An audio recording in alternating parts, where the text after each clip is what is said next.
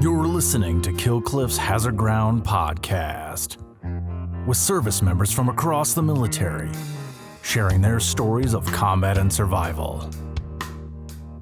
And now, here's your host, Mark Zinno.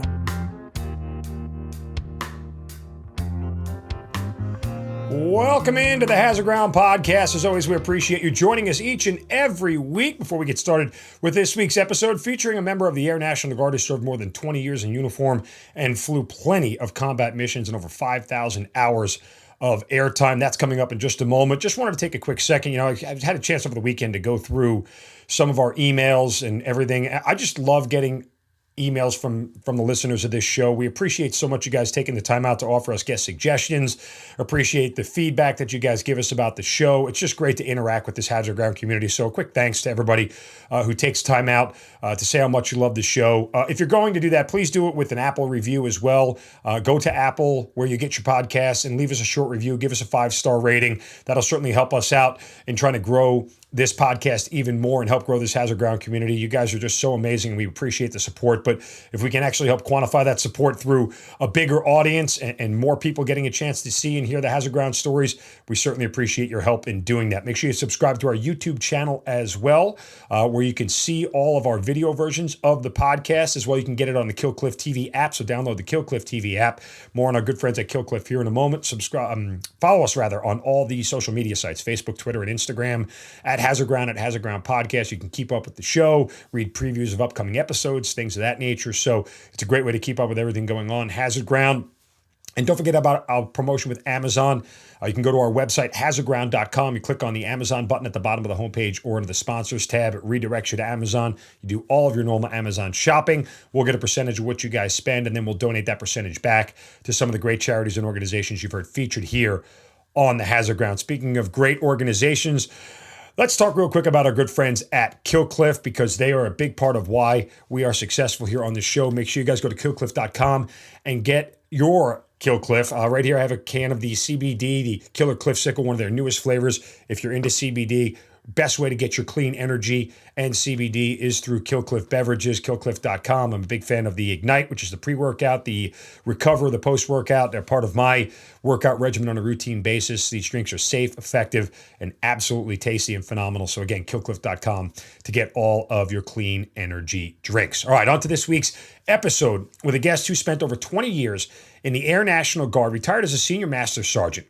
He has flown combat missions in Afghanistan, Iraq, Bosnia and Kosovo, additional missions to Latin America, the Horn of Africa, and the Far East. After retiring from the Air Guard in 2013, he went on to be a novelist. He has written multiple military adventure novels, including Mullah's Storm, Silent Enemy, The Renegades, The Warriors, and Sand and Fire. His one nonfiction book is about his own deployment. We'll ask him about that. The Speed of Heat, an airlift wing at war in Iraq and Afghanistan, which came out in 2008. And the newest book that is coming out here at the end of February is Red Burning Sky, and he is the author of it. Tom Young joins us here on the Hazard Ground. Tom, welcome, and thank you for being here.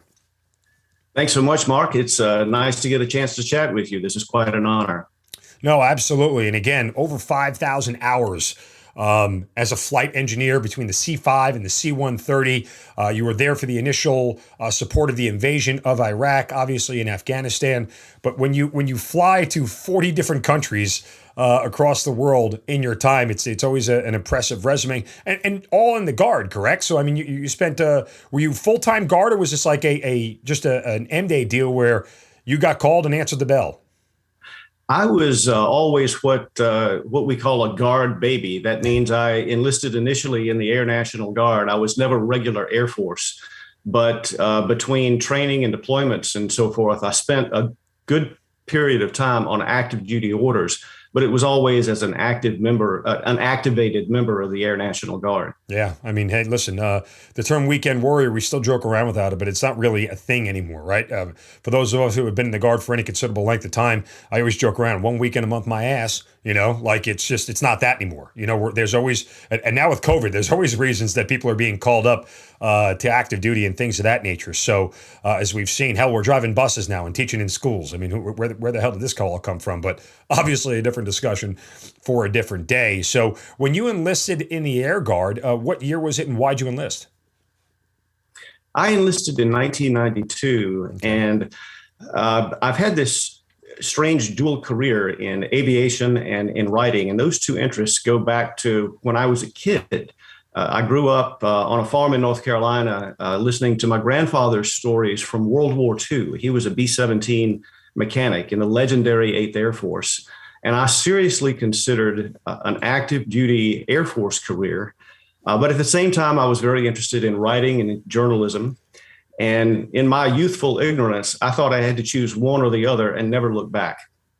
So at least initially, I chose to study journalism, and I pursued that pretty single-mindedly for a while.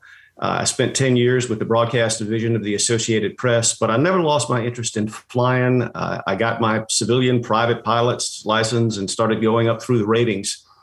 And then back when the first Gulf War kicked off, when at the AP, we were covering Desert Shield, which became Desert Storm.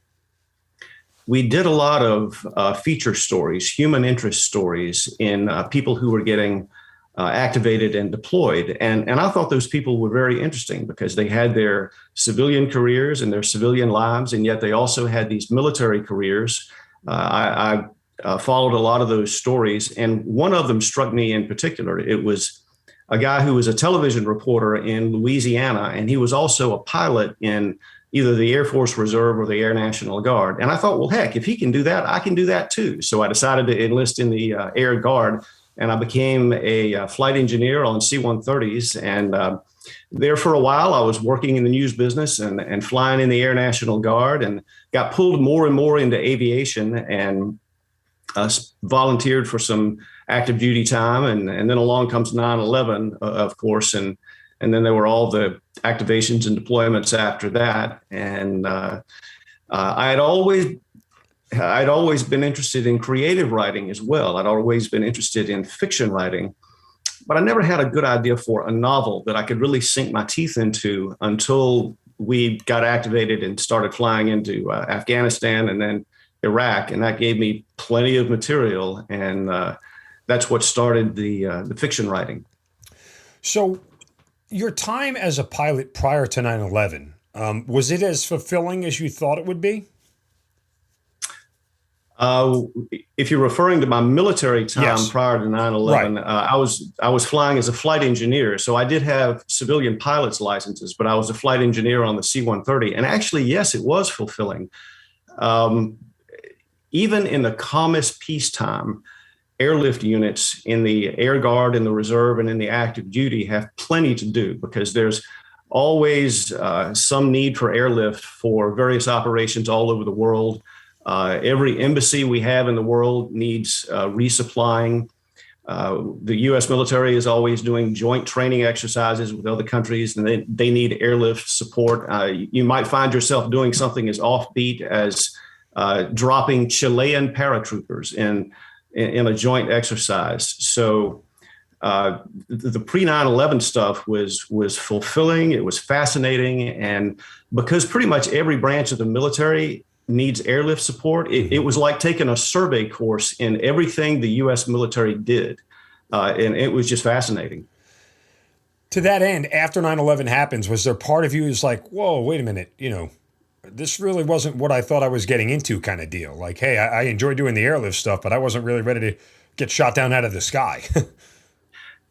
I knew it could happen. I knew that we could get involved in a hot conflict, and I realized it was what I'd signed up for. I have to give a lot of credit to my recruiter. When I first joined the Maryland Air National Guard, he didn't give me any BS at all. He said flatly, if they blow the whistle and run up the flag, you're going. He did not lie. So he set my expectations right from the beginning. Well, congratulations. You got the only honest recruiter that anybody has ever met signing up for the military. So kudos to you. I kid to all the recruiters out there listening and watching. My wife used to be a recruiter, so I can't say too many bad things about him. But that said, so 9/11 happens. How quickly does the flag go up for you personally?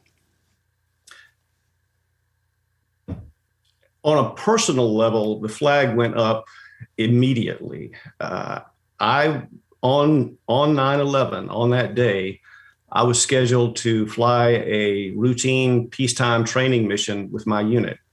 So I'm driving from my home in Northern Virginia up to Martinsburg, West Virginia. I'm listening in horror to the news on the radio. And by the time I got to our base, the base had gone to ThreatCon Delta.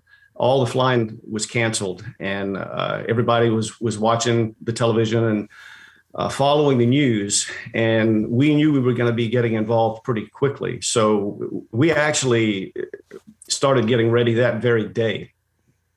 At that time, our unit had 12 C-130s, and I think most of them, maybe 9 or 10 of them, were on the ramp that day. And our maintenance guys swung into action, fueling the aircraft, doing the maintenance pre-flights, doing everything they could to get the aircraft locked and cocked. And then they would turn them over to us at operations, and we would go do our flight crew pre-flights. And by the end of the day, every airplane we had was ready to go. It was a while before we actually started getting called up, but prior to the situations where the whole unit got activated, there were people from various sections who were volunteering. Great deal of volunteerism in our unit. I think of all the deployments that I did, only one was a mandatory call up, and at that time I would have volunteered anyway. Okay, so when do you actually deploy for the first time? The first time I deployed after 9/11 was actually in 2002. Okay. And we deployed to an airbase in Doha, Qatar, and we were flying in and out of Afghanistan during that time. There were other people from my unit who volunteered for deployments earlier than that. So in 2002 was my first deployment of any length post 9/11. Tom, were you the type of person who was itching to get into the fight, or you were just sort of waiting for it to be your turn? I was chomping at the bit. I wanted to go, and I had a very good situation then with my civilian employer. I was flying for a regional airline at the time called Atlantic Coast Airlines. And it happened that my commander was also the assistant chief pilot at the airline. So I had no problem getting military leave whenever I wanted to volunteer for a mission. So now, prior to that deployment in 2002, there were shorter trips that you could volunteer for that supported the war effort in various ways. In addition to the long deployments, from a month to 6 months to a year, there were always short haul missions taking stuff around the U.S. or overseas. They might cut active duty orders for you for a week to do an airlift mission, and there was a lot of that going on, and I volunteered for a lot of that as well. Just to kind of go back, and I failed to mention this at the outset, currently you're working as an airline pilot in the D.C. area. And were you an actual airline pilot back then when 9/11 happened, like a civilian airline pilot? I was. Okay, I was a first officer for Atlantic Coast Airlines. That company is not around anymore. Right. And when they went out of business, I had a 10-year break in civilian flying, but I was still flying as a flight engineer in the Guard. And back in 2015, I decided I missed the flying, so I got another airline job, and that's my day job now. Right. I wanted to ask that. I wanted to bring that up just because I couldn't imagine being a civilian airline pilot and wondering what you must have been thinking and feeling about how everything had went down, and then you hear after the fact about how the cockpit got taken over. I mean, did you have sort of a visceral reaction to hearing all that and wonder how it could have all went down and how easily it could have been you at some point? It was a scary time, and it was a very strange time. And I remember thinking, I used to think security was somebody else's job and flight safety was my only job. And then we realized security was everybody's job. And of course, a lot of procedures changed then. Cockpit doors got hardened and they got more secure locks. A lot of procedures changed, and it was definitely a sea change in the way we did things. And it was also eerie when we got back to flying just a few days after 9/11. If memory serves, 9/11 was on a Tuesday. Civilian flying resumed the following Thursday, and I flew that Thursday night, and it was a flight from Dulles near Washington, D.C. to Roanoke, Virginia, if I'm not mistaken. And there was nobody on the airplane but crew because passengers didn't want to fly, understandably.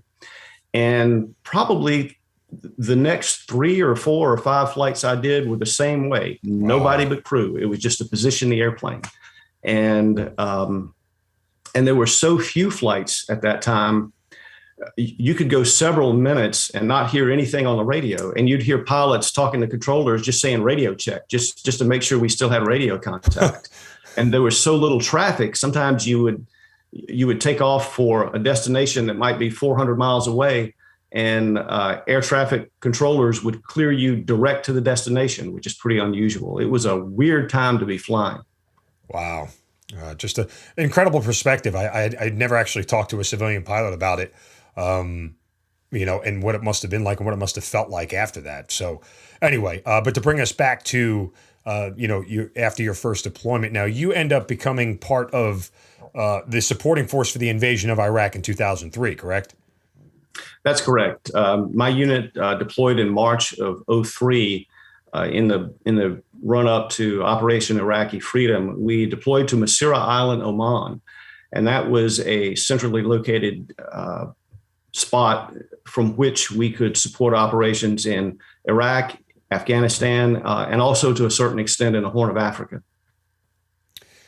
When you get this mission, what are you thinking? Like, what's your feeling? And what exactly are you told about what you're going to be doing? Obviously, it's airlift stuff because, again, for those who don't know, the C-5 and the C-130 transport aircrafts, they can carry tanks. The C-5 can bring a tank over there. But, so obviously it's not one of those things where you're like, hey, I'm looking for bad guys on the ground, but still, you're going into what's going to be a hostile area. Yes, we knew we were getting into serious combat airlift, and there were times when our aircraft got shot at. Fortunately, I don't think any of them were ever hit, but we knew we were going into harm's way. But pretty much the consensus was this is what we signed up for, this is what we've trained for, and now it's time to go play the game for real. We had a very good commander in those days. Our commander was a gentleman named Colonel Jesse Thomas, and he made sure his unit was ready. His standard was every crew member is going to be qualified to do everything the airplane is qualified to do. You're going to be proficient and qualified, period, end of story. And we were, and his unit was ready. And when the time came to go do it for real, I think we were as prepared as we could have been. Do you have any reservations, about what you're about to get into? Is there part of you that's scared, nervous, or, you mentioned before you wanted to get into the fight. Are you excited? Like, what's the feeling? All of the above. And I think my biggest fear, and this is not unique to me, I think this was true of most people. Your biggest fear is not of getting hurt, but of screwing up. The worst thing you fear is letting your buddies down. I think of the joke, although it's not really a joke, it's for real. The old World War II pilot's prayer, "Dear Lord, please don't let me screw up, but if I do, don't let me screw up and live." And you just prayed you would do what you were trained to do and know what you were supposed to know and hold up your end of what had to be done. I can't imagine. Are you at a point where you can watch things unfold on the ground as you're doing airlift, or no? You're just sort of moving under the cloak of darkness from point A to point B. A lot of it was under the cloak of darkness. We were so focused on flying the airplane, getting the airplane from point A to point B, that took up 98% of your bandwidth. But you could get a feel for what was going on. At night, you would see tracers, you would see firefights on the ground, you would see anti-aircraft artillery and sometimes shoulder-fired man pads coming up at you. I mean, you knew there was a war going on. You would land at a forward location and offload cargo, and you'd get out of there as quick as you could, but it gave you an idea of what other branches of the military were up against. You'd land in a very austere location to resupply Marines or soldiers with the Army, and you would get at least a hint of the conditions they were operating under. So flying airlift and supporting other branches of the service, I did give you a pretty good idea of what was going on overall. Any of those landings or locations stick out to you that's in your memory more than others? Well, I can remember doing tactical approaches into Baghdad International at night, doing the spiral down that we would do. Yeah. Hey, I remember that. When I flew in 2005, boy, you want to talk about nausea? If you've ever been on that Gravitron ride at the yeah. at the carnival, the amusement park, I mean, we were getting shot at, and they corkscrewed as you could hear the rounds flying past, and if you were in a window seat, you might see some traces, but you can hear them whizzing by from the ground. I was green when they picked me up off the floor. Like, I was just beyond ready to vomit into my Kevlar. That's what we called a random steep approach. Chop the power and roll into a 60-degree bank and spiral down. And we practiced. Whatever you just said made me vomit. Thank you. I have no idea what it means, but all I know is that it's not a comfortable landing. Yeah, those were memorable, and I can remember doing some landings on very short dirt strips in Afghanistan and elsewhere. It was sure enough the combat airlift that we trained for. Do you feel like, those situations, as much as they tested you, when you go through them, did they seem routine? Strange as it may sound, it did seem routine because we had trained so hard. We had flown on night vision goggles, back home over the hills of West Virginia so often that wearing the NVGs and focusing them and so forth became second nature. We had done, the random steep approaches and the assault landings to the point where that had become second nature. And, a moment ago, I gave a shout out to our old commander, Colonel Thomas. He said something very interesting about why he was so demanding about making sure people were proficient. He said, when you get into a combat situation, you're going to have enough stress on you just being in that combat situation. You don't need the additional stress of not being familiar with things like your night vision goggles. You don't need the additional stress of not being confident doing a random steep approach or a short field landing. If I can make you as proficient as possible on all of those things, that lowers the stress that you're going to be under when you actually get into a combat situation. And that was the truth. He did us a great favor by setting the bar so high. When you train for this stuff at the time, did you ever think like, why do we keep doing this? Why do we keep doing this? And then finally when it happens, you're like, oh, now I understand.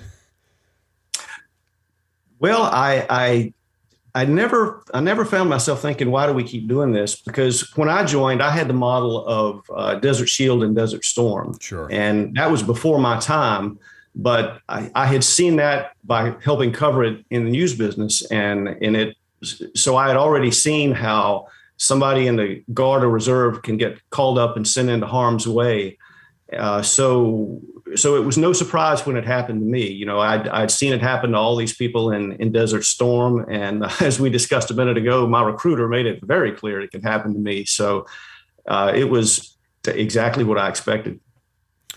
Do you have any sort of mechanical malfunctions at any flight while you're doing all this? I mean, you talk about the added stress. Being shot at is one thing, but having something break on the plane while you're in air is probably a whole different level of stress. That's that just goes with the territory. That's just part of the job.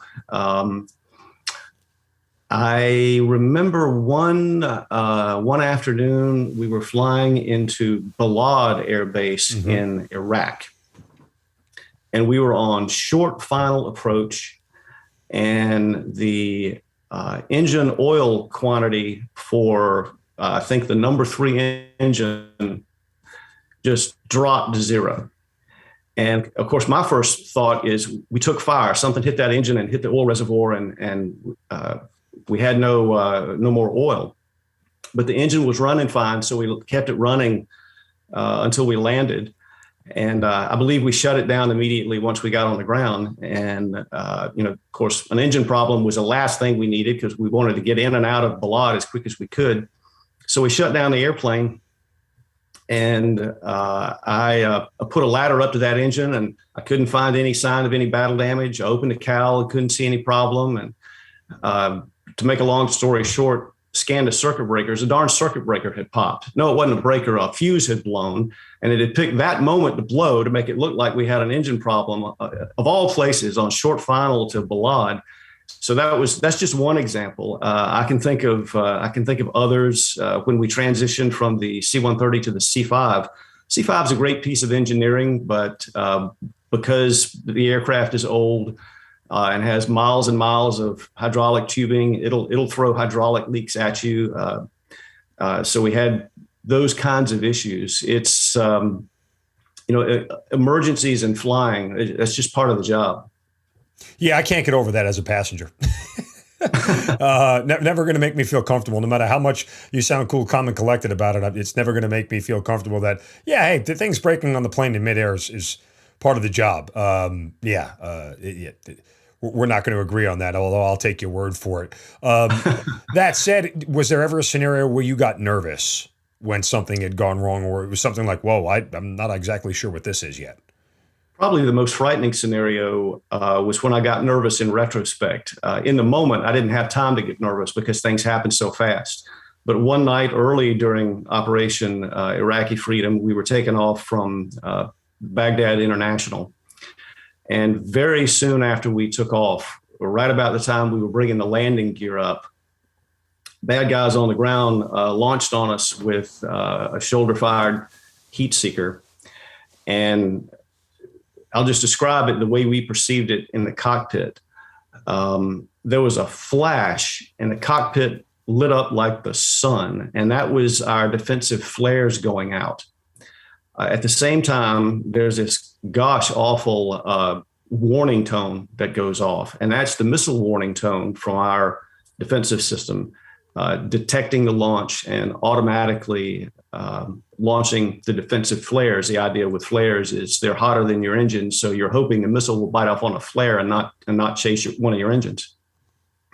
And our pilot, who was a terrific pilot when it came to tactical maneuvers and so forth, immediately rolls the airplane into a bank.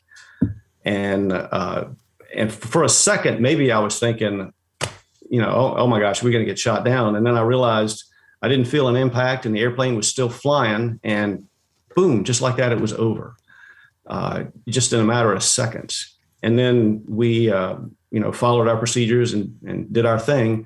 And then once we were out of the threat area, we get wings level and cruising back to base. And it was so quiet on the airplane.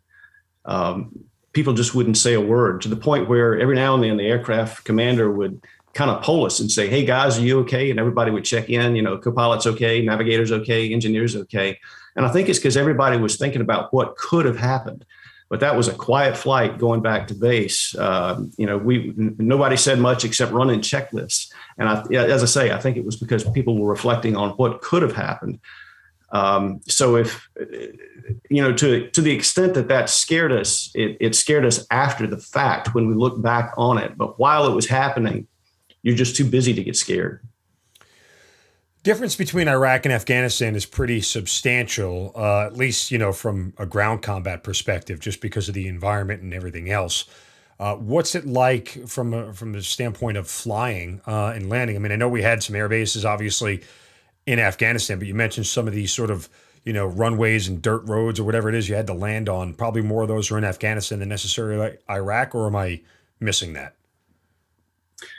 From what I saw, and it's entirely possible another C-130 crew member or a C-5 crew member might tell you different, but just in terms of combat airlift, there wasn't a lot of difference. It was a lot of the same kind of thing. One day you might land on a long runway like at Bagram or Baghdad International, and the next day you might land on a dirt strip somewhere.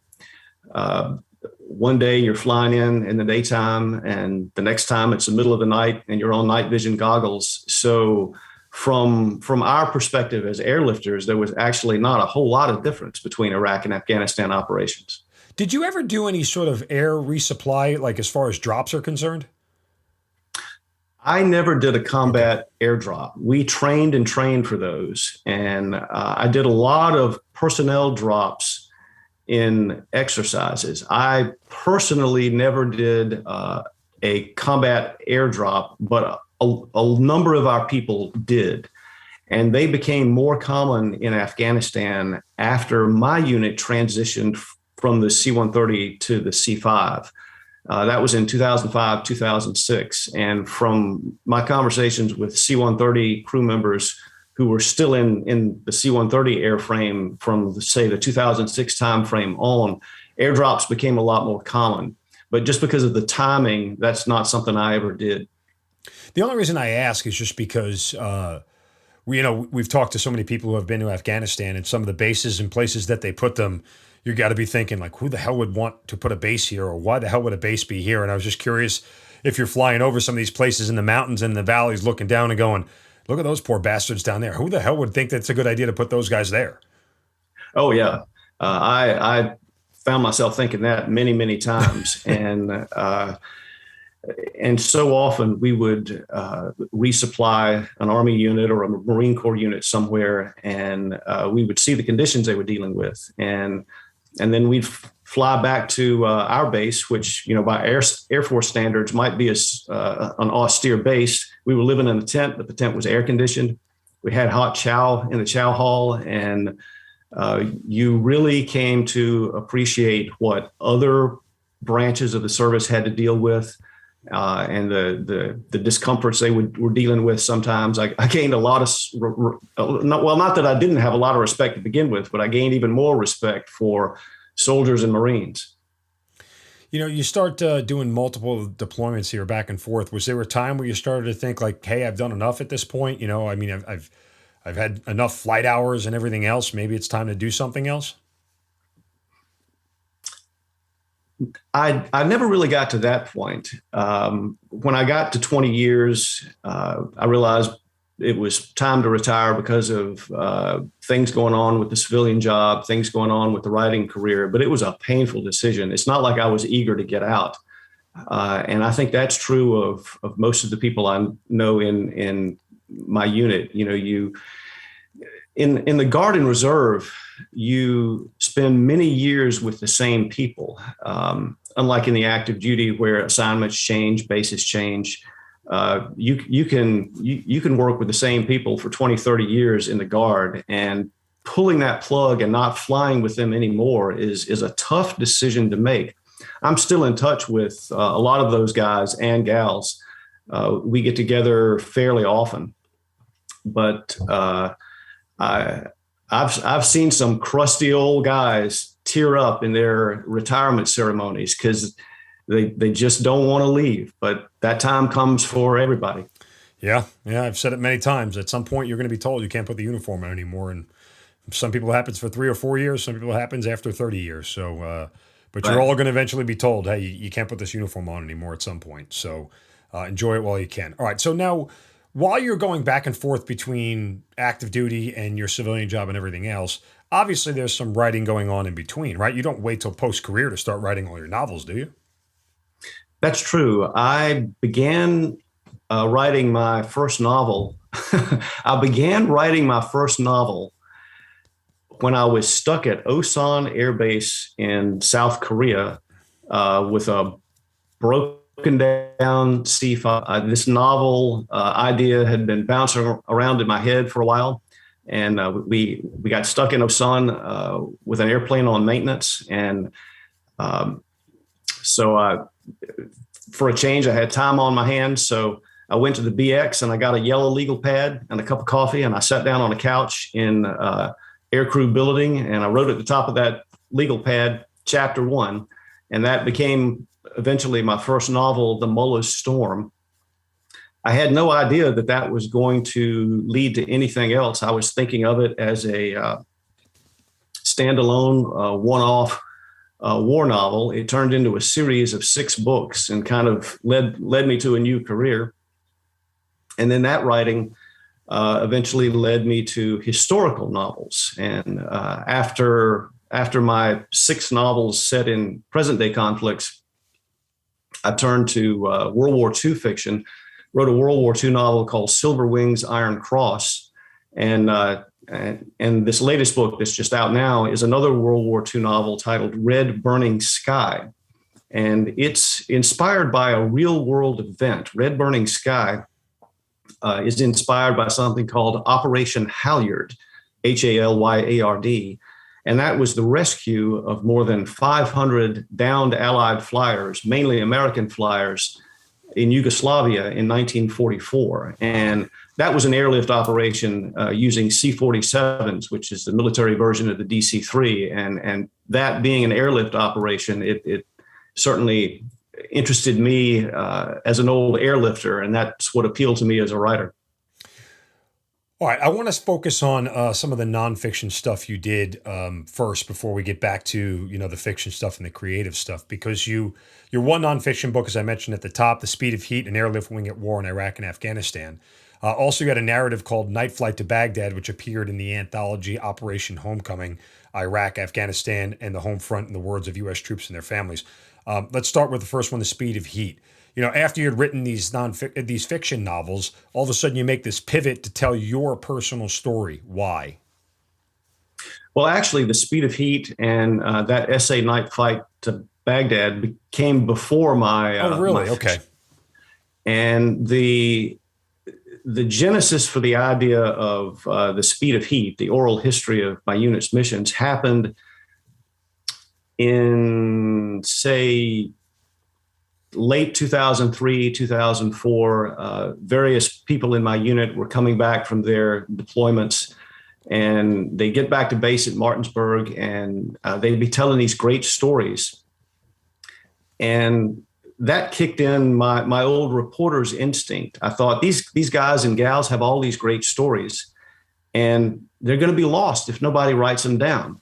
So I dusted off the old reporter's skills, and with my commander's blessing, I interviewed about 70 of my squadron mates, not just flyers, but other people as well, maintenance personnel, flight medics, flight nurses, aerial port personnel, pretty much from all the sections on the base. And I just let them tell their stories of what they had seen and done on their deployments in their own words.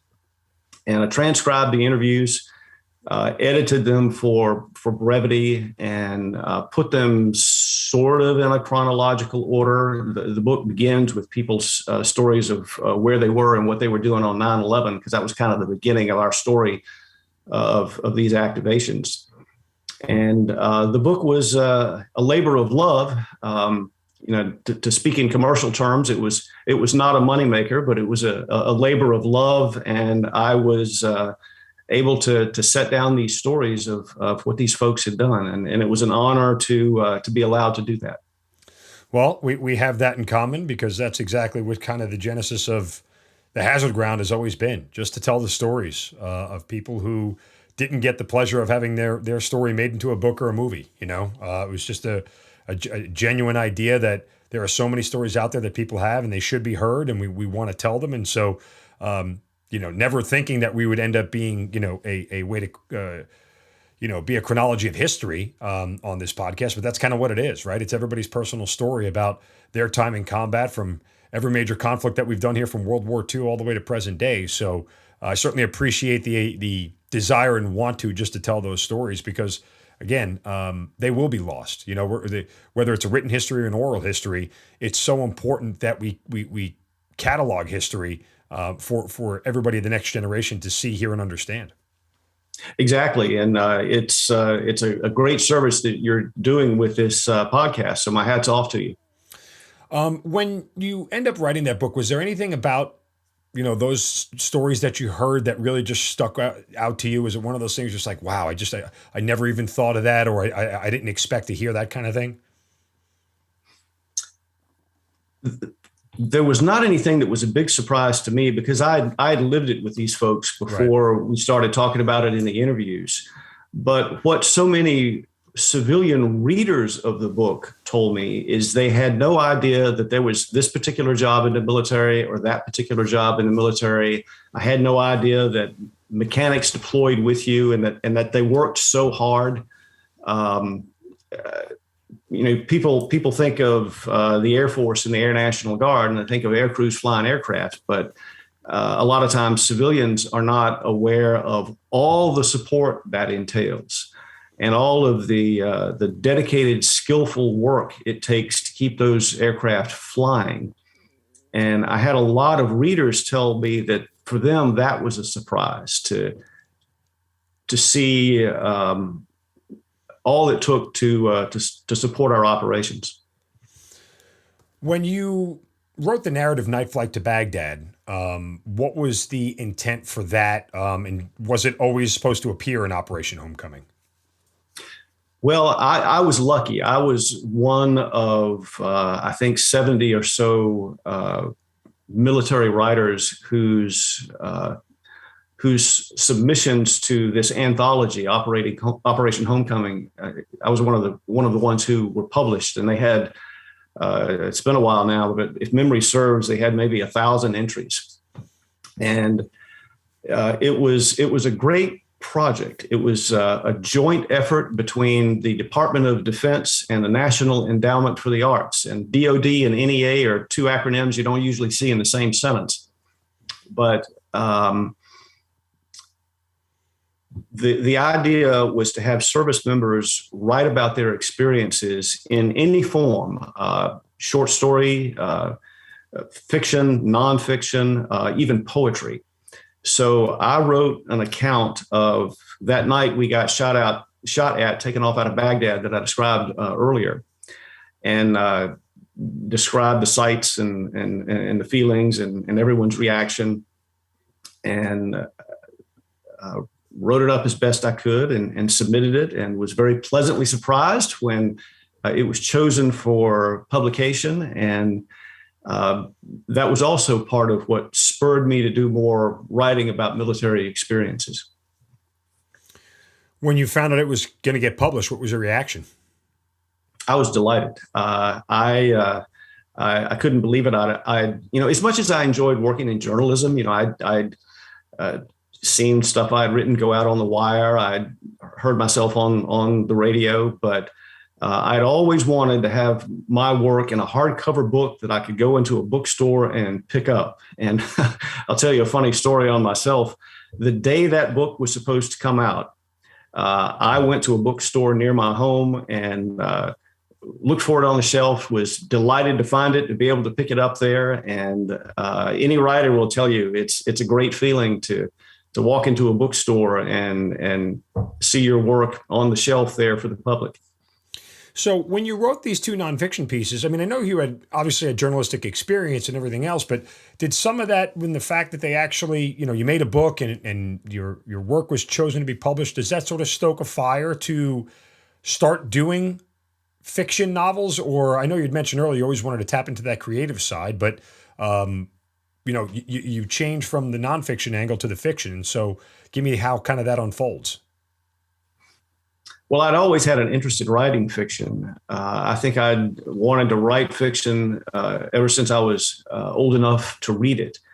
And the nonfiction was sort of a credential. There's a lot of competition out there with fiction. It's tough in the beginning to get a literary agent. It's tough in the beginning to get an editor with any of the major publishing houses to pick you up. But if you have a credential like you've published anything before, nonfiction, in journalism, or whatever, that is sort of a feather in your cap. It helps agents and editors take you a little more seriously. Also, nowadays, it's important to have what they call a platform, and that is a background and an experience in what you're writing about. So if you write a military thriller, it really helps if you've been in the military. Now, there are civilians who are perfectly capable of writing really, really good military thrillers. Think of Tom Clancy. But in the modern day publishing environment, platform is a big issue. They really like for people who write military books to have military experiences. And again, that's not to discount the people who don't. I mean, one of the greatest war novels of all time, The Red Badge of Courage, was written by someone who had never been in the military. Yeah. But it just in terms of the business, in terms of getting that contract and getting your book out there, it certainly helps if you have real world experience. Do you know what you want to write your first nonfiction story about? Or I know you had mentioned you sat down with a pad and paper and a cup of coffee, but had you been stewing on it for a while, or is this one of those things where you just sort of were jotting down ideas? For my first novel, the idea had been rolling around in the back of my head for a long time. And I'll give you the genesis of it. When we were flying in and out of Afghanistan, of course, we were flying over some very rugged terrain. And, we'd be flying over that and talking about it on interphone, going, wow, look at those hills down there. This would be a bad place to go down. So my writer's imagination kind of ran away with that. And I thought, all right, well, what if you did go down in a remote area in Afghanistan? And, to make matters worse, what if you went down in the middle of a blizzard? And to make matters still worse, what if you were transporting a high-value Taliban detainee who survived the crash, and you survived the crash, and now you're responsible for keeping custody of this guy while you're trying to evade capture in a hostile area? And that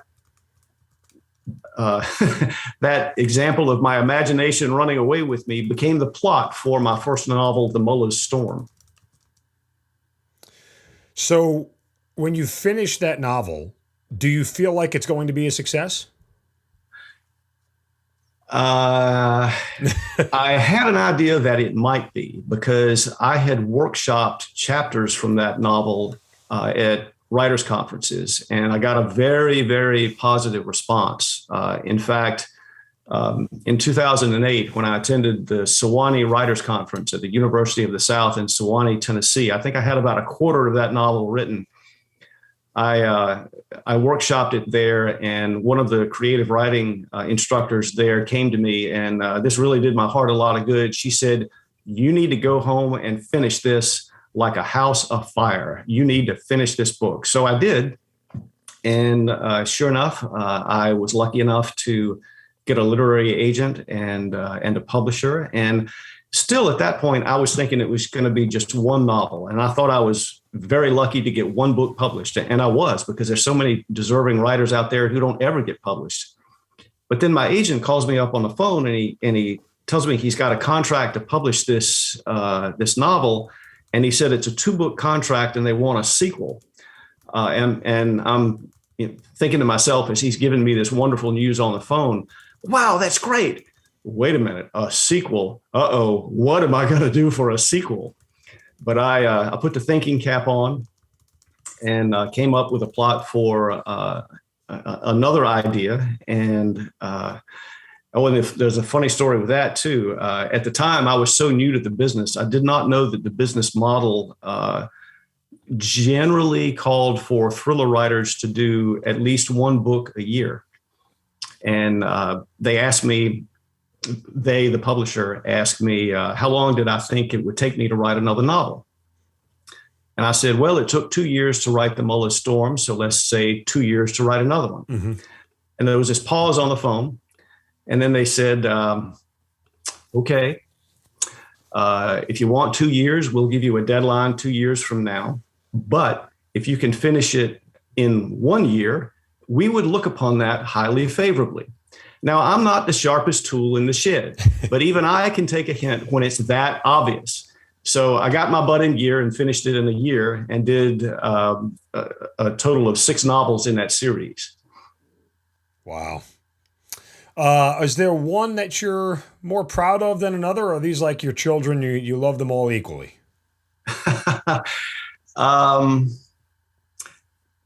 My wife, who is also my primary editor, will disagree with me about this, but I think my favorites are the 2 World War II novels. Now, many writers will tell you that their favorite or their best is whatever their most recent book was, and maybe that's what's going on with me. But I, as I mentioned, grew up hearing my grandfather's stories from World War II. I've always been fascinated in that. Part of the motivation to write those historical novels was to honor him. So if I had to pick a favorite, it would be either one of the 2 World War II novels, and those titles are Red Burning Sky, which is the most recent one, and the other one is Silver Wings Iron Cross. More of a relief / pride feeling, landing an aircraft into a very tough environment, or opening the box and seeing that finished book with the cover and the shiny, glossy picture right there in front of you? Those two situations are somewhat similar, but they're not identical. When you land an aircraft in bad weather and you've flown an instrument approach down to minimums, and you get on the ground, there's a feeling of relief and release, and you find yourself thinking, "Thank goodness I didn't screw this up. I'm glad to be on the ground." With opening that box of copies of books from your publisher and seeing it in print, that's more of a joyful moment. But I guess with both, there's a sense of accomplishment. What do you miss the most about flying C-130s and C-5s? The people. I miss the camaraderie. I miss my squadron mates. There's a bond there that doesn't exist in airline flying. I mean, I fly with some wonderful people with the airline, but you're not really going into harm's way with them. You're not living in a tent with them. For the most part, it's not like your life depends on them, but of course it is like that when you deploy with a military unit. There's just no other experience like it. There's no bond like it. And that's what I miss, is the people and the camaraderie. But fortunately, as I mentioned, I'm still in touch with a lot of them. We get together for lunch and we have reunions. So,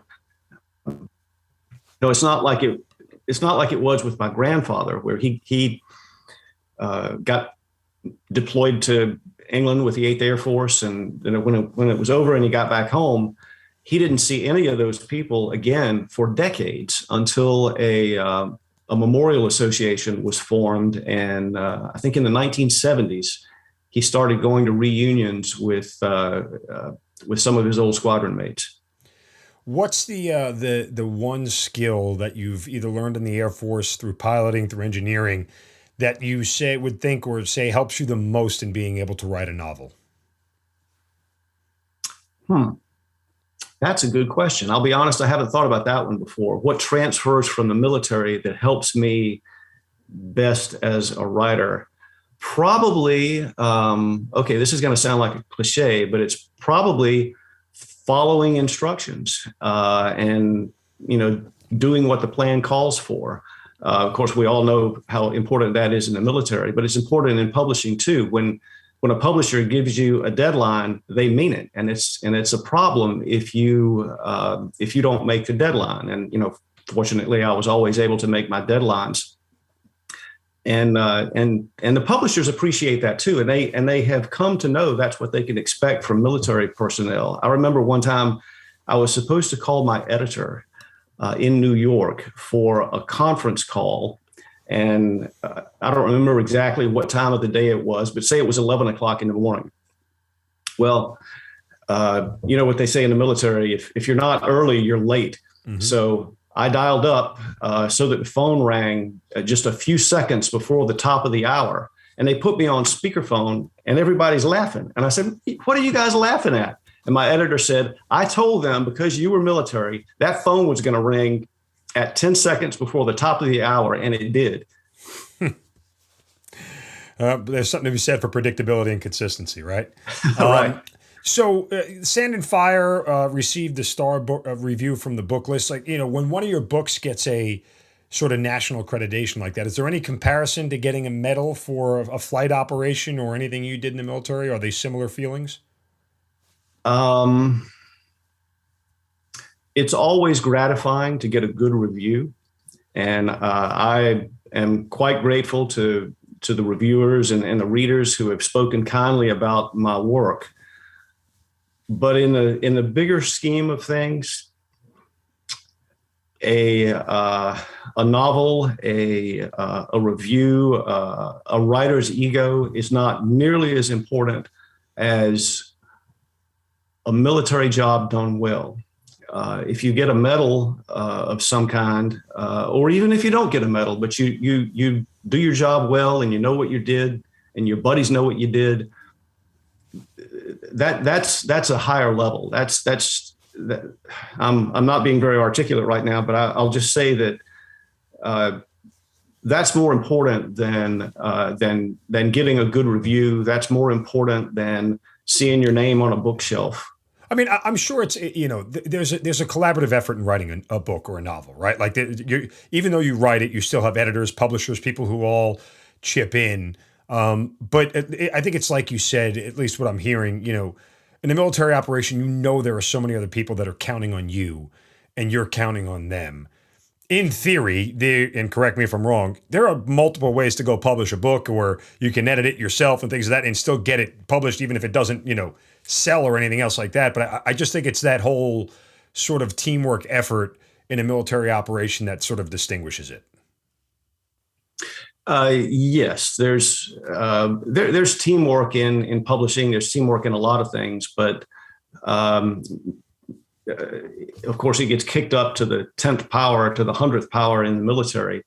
But that was also in the back of my mind, when I talked about using the military ethic to meet deadlines and, do what I was supposed to do as a writer, because it occurred to me that, this, as you say, this is a collaborative effort. I'm the writer, my name's on the book, but the publisher has editors, they have interns, they have publicists, they have technical people, and their livelihoods depend on being able to put the book out when they're supposed to. So, although certainly it wasn't a life and death situation, there are people dependent on you there too. So I was aware of that.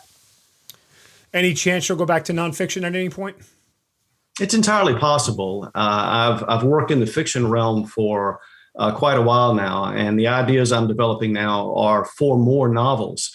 But I wouldn't rule out doing a nonfiction book. Well, the latest book, again, Red Burning Sky, World War II novel inspired by the greatest aviation rescue in history. Certainly, you guys can pick it up anywhere books are sold. It comes out at the end of February, right? The exact date again? It's out. It's out as of February 22nd, and okay. It's available in hardcover, audio, and ebook through all of the usual booksellers, Amazon, BarnesandNoble.com. Of course, you can go into your favorite independent bookstore and get it there. If it's not on the shelf, they can always order it for you. So it's available pretty much anywhere you want to buy a book, and pretty much in any format, ebook, audio, or hardcover. Well, Tom, again, 5,000 hours as a flight engineer in the C-5, C-130, highly decorated Air Force combat, veteran, and certainly a long, distinguished 20-year career in the Air Force. Along with that, just, over a half dozen novels at this point, fiction, nonfiction. It's just an incredible sort of resume that you've managed to put together over the course of your life. And we wish you continued success. Red Burning Sky, I hope it just takes off and blows up. Sounds like an incredible story. And if you're a fan of World War II history like I am, you'll certainly want to dive into this one. But again, we wish you nothing but continued success and the best of luck going forward. Well, thank you so much. That's very kind of you. And it's been an honor to get to chat with you and your listeners. Well, thank you for sharing your story. Tom Young, thanks for being part of the Hazard Ground. You've been listening to Kill Cliff's Hazard Ground podcast, hosted by Mark Zeno. If you have an interesting story to tell and you'd like to be on the show, send us an email at producer@hazardground.com. And if you like the show, don't forget to subscribe, rate, and review on Apple Podcasts. Thanks for listening. We'll see you next time.